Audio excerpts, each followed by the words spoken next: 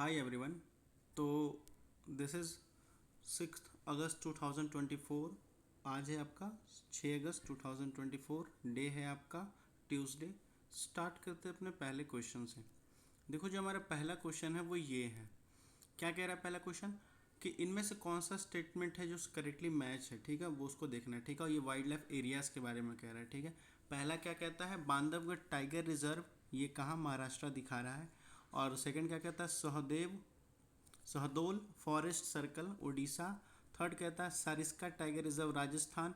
Fourth कहता है Kuno national park Madhya Pradesh. इनमें से कौन सा स्टेटमेंट सही है वो आपको बताना है। तो 10 सेकंड का टाइम है आपके पास, प्लीज़ बता दो।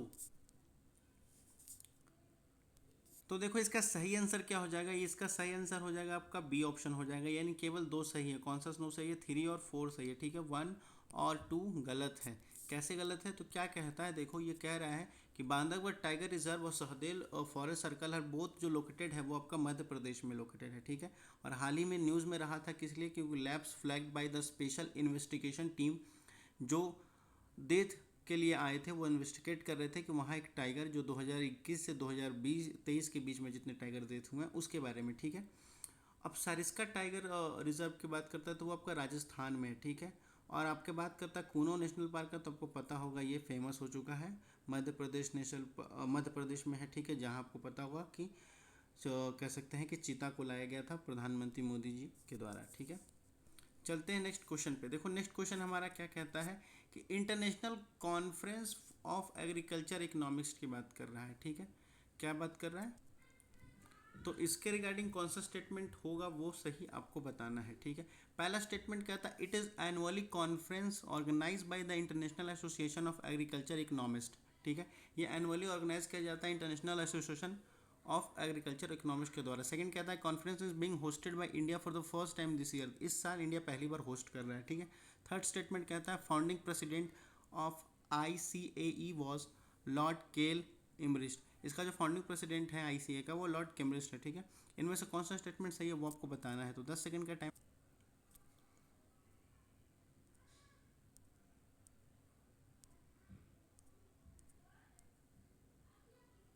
तो इसका सही स्टेटमेंट हो जाएगा, वो हो जाएगा ए। केवल एक ही सही है। कौन सा एक सही है सर? तो आपको बात करता है केवल 3 का 3 सही है, ठीक है। देखते हैं क्या कहता है, ठीक है।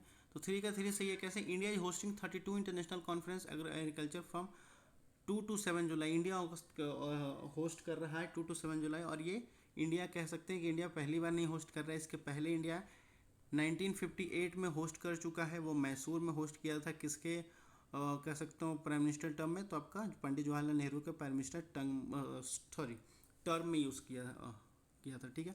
आगे बात करते हैं कि उसके बाद ये एग्रीकल्चर और इकोनॉमिक्स की बात करते हैं। तो ये international association for agriculture economist का ऑर्गेनाइजेशन है, ठीक है। और लेकिन इसका जो फाउंडिंग प्रेसिडेंट है ऑफकोर्स ये लॉर्ड केएल इमरिस्ट, जो ब्रिटिश एग्रोनॉमिस्ट थे, ठीक है, एग्रीकल्चर एक्सपर्ट थे।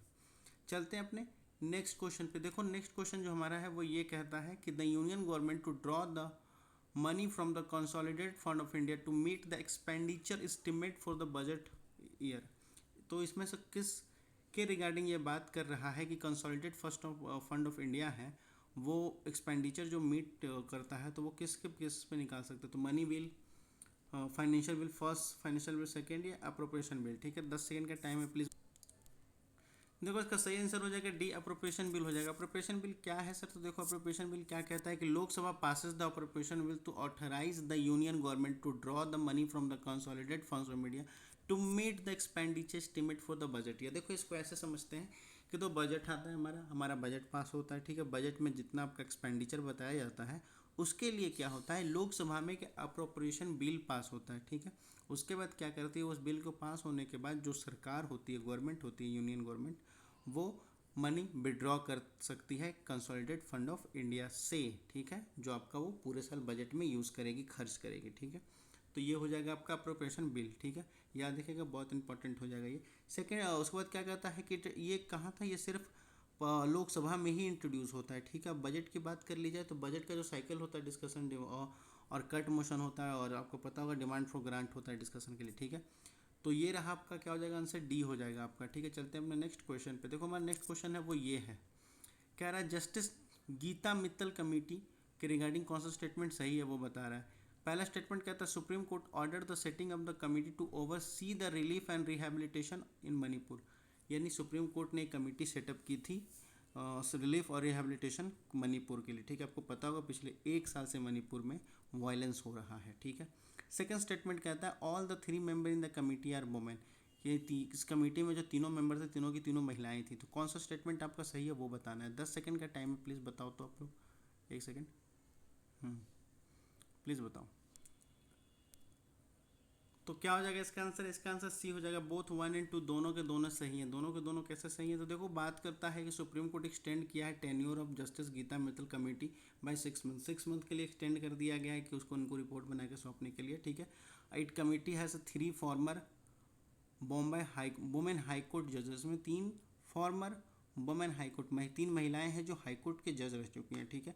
और ये कब बनाई गई थी कमेटी? तो आपको पता होगा अगस्त 2023 में बनाई गई थी। सुप्रीम कोर्ट ने ऑर्डर दिया था कि set up the committee to see the relief and rehabilitation of victims and compensation to them to ethnic violence in Manipur, ठीक है। ये मणिपुर के लिए बनाया गया था, ठीक है।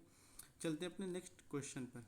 देखो हमारा जो नेक्स्ट क्वेश्चन है वो ये कह रहा है कि which of the country is lie directly to the north of the Israel. Israel के नॉर्थ में कौन सा कंट्री है? आपको पता होगा अभी इसराइल और ईरान के बीच में बहुत खतरनाक लड़ाइयाँ चल रही है, ठीक है। तो इसमें से कौन सा स्टेट में कौन सा होगा आपका सही नॉर्थ इसराइल के नॉर्थ में, वो बताना है। 10 सेकंड का टाइम है, बताओ तो देखो इसका सही आंसर हो जाएगा, क्या हो जाएगा आपका सही आंसर? ये डी हो जाएगा। लेबनान है इसके नॉर्थ में, इसराइल के नॉर्थ में, ठीक है।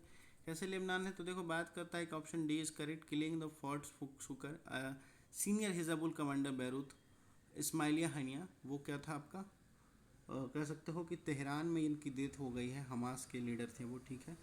और ये इसराइल हैज़ क्लेम करता है कि strike off Beirut was killed शुक्र। इसराइल क्लेम किया कि स्ट्राइक ऑन बेरूत पर स्ट्राइक की गई, जिससे ये पता चला है कि शुक्र को मारा गया है, ठीक है। तो इसका सही आंसर क्या हो जाएगा? इसका सही आंसर आपका डी हो जाएगा। तो रखते हैं बात की यहीं तक, ठीक है। आपको जितने स्कोर आएंगे बता सकते हैं, और कोई क्वेरी वारी हो तो please feel free to ask in comment section. बाकी पढ़ते लिखते रहिए। धन्यवाद, थैंक यू ऑल।